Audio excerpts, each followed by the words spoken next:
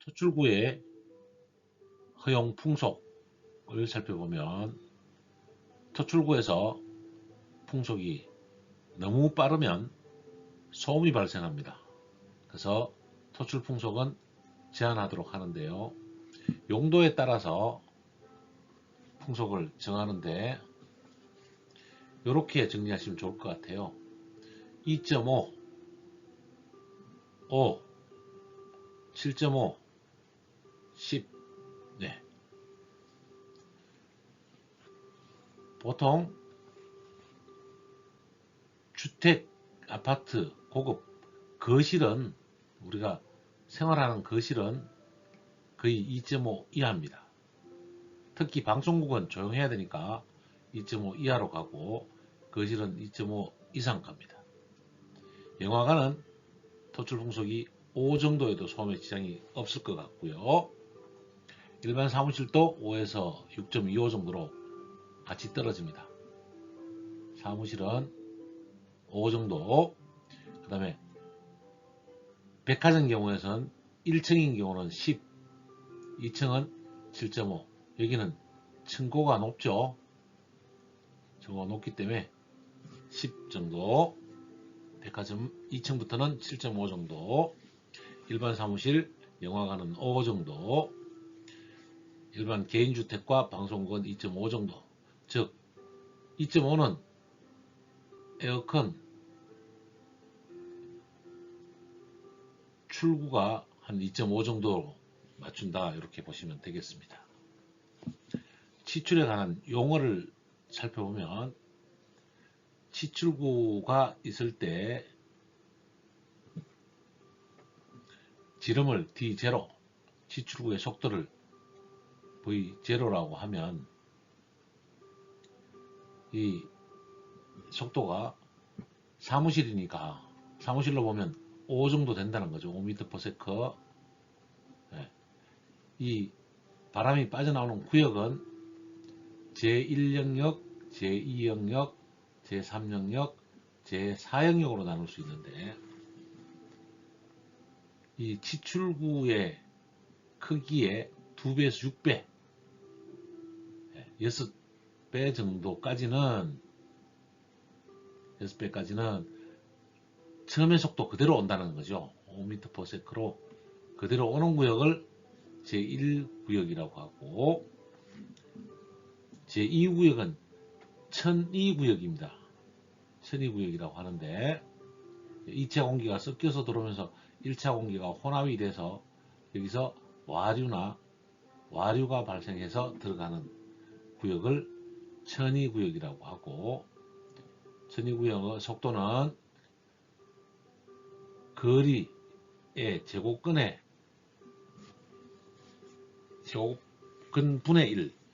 1이 1002구역이 되겠습니다. 3차 영역은 한계 영역입니다. 우리가 기본적으로 도달거리를 0.5m, 여기 거리가 0.5m/s가 될 때 최소 도달거리라고 하고 0.25m가 될 때를 최대 도달거리로 잡습니다. 요 최소 도달거리와 최대 도달거리가 있는 구역이 한계 영역인 제3구역이 되겠습니다. 속도는 마찬가지로 거리의 제곱근분의 1이 되고 한계 구역의 거리는 0.25m/s까지 3차 구역이 되는 한계 영역이 됩니다. 즉 여기 끝까지 오면 요 거리가 0.25m라는 거죠. 네, 이렇게 정리가 되겠습니다. 그 다음에 거실의 가장 낮은 0.1m/s가 되는 구역의 반경을 확산 반경이라고 합니다. 우리가 0.5 이하로는 무풍구역이라고, 무풍지역이 되죠. 무풍지역이 되고 여기 공기를 확산 영역이라고 하는데 확산 영역은 이제 2차 공기에 되는 부분도 빠져나가고 1차 공기도 같이 확산되는 이 구역이 제4영역 구역이 되겠습니다. 2차 공기 확산 구역은 0.25보다 낮은 구역에서 얼마 0.1m/s까지가 제4영역 구역이 되겠습니다. 더워진 공기는 위로 이렇게 뜨겠죠.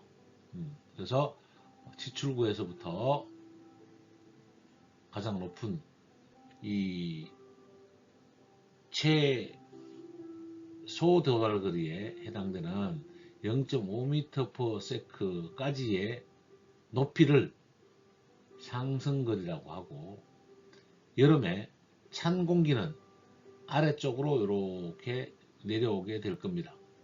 이때 최소 도달거리까지의 중앙과 도달거리의 확산 반경을 강하거리라고 이름을 붙입니다.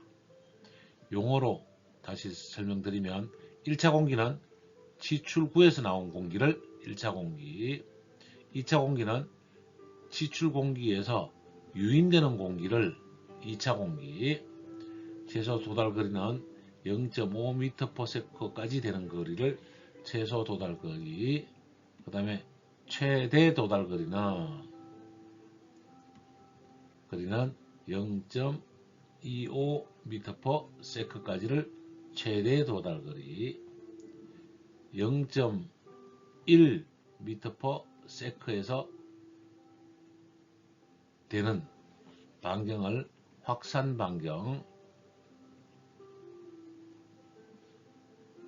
합니다.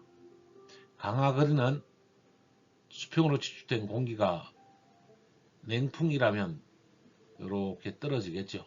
이때 최소 도달 거리에 되는 풍속 0.5m/s일 때 중앙에서 떨어진 거리를 강하거리라고 하고, 온풍이면 상승거리라고 합니다. 드래프트는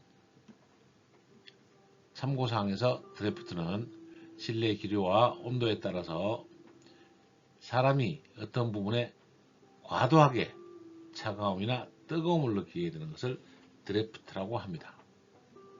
특히 겨울철 창문 쪽에 앉아 있거나 일을 하게 되면 냉기가 토출 기류에 밀려 내려와서 바닥을 따라서 흘러 들어오는, 그러면 어디에 묻죠?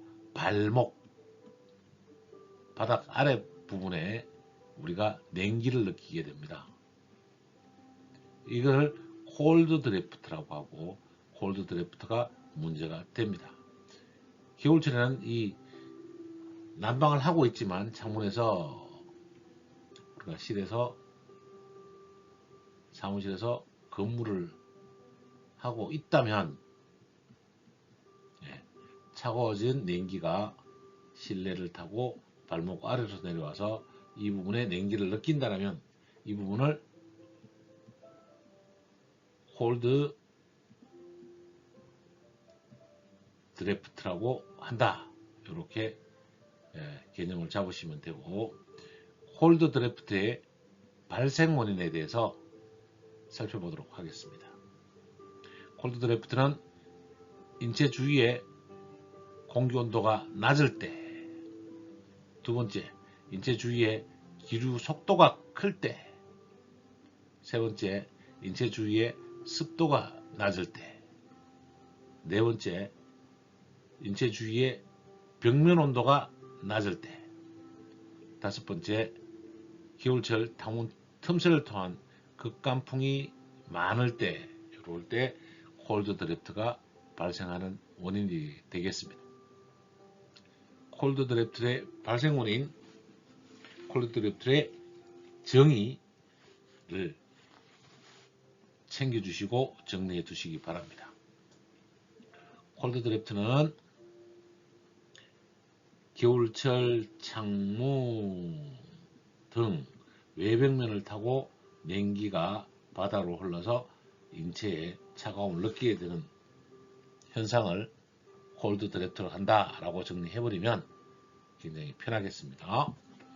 콜드 드래프트의 발생 원인은 공기 온도가 너무 낮았을 때 생기는 거고, 기류 속도가 클 때 생기고, 습도가 낮을 때 생기고, 벽면 온도가 낮을 때 생기고, 극간풍이 많을 때 발생합니다.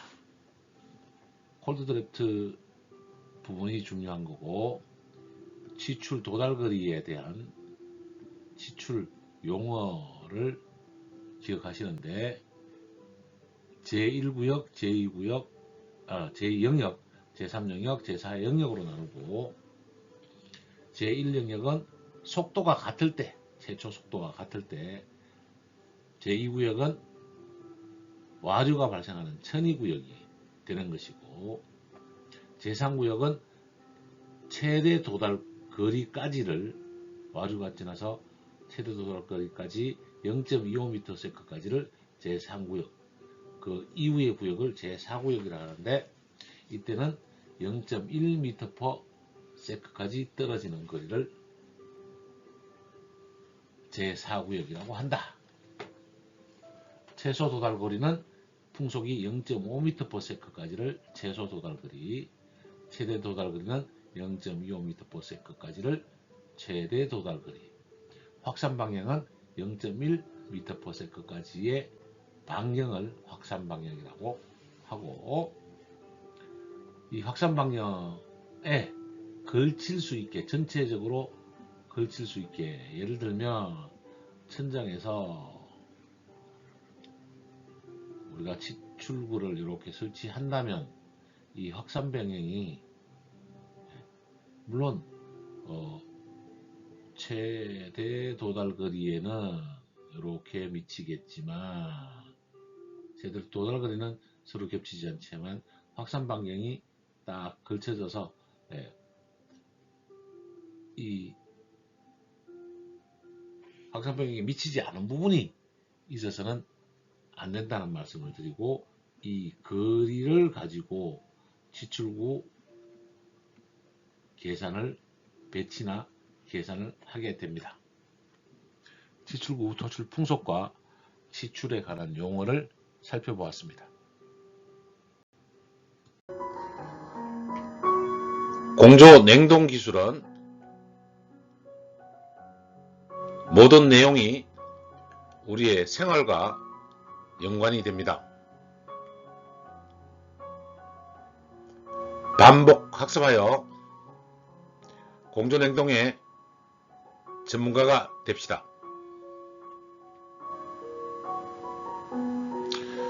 자격증을 취득하면 긴 인생에서 동반자가 될 수 있습니다. 기능사, 기사, 기술사까지 하셔서 여러분 인생에 도움이 되시기를 바랍니다. 경청해 주셔서 감사합니다.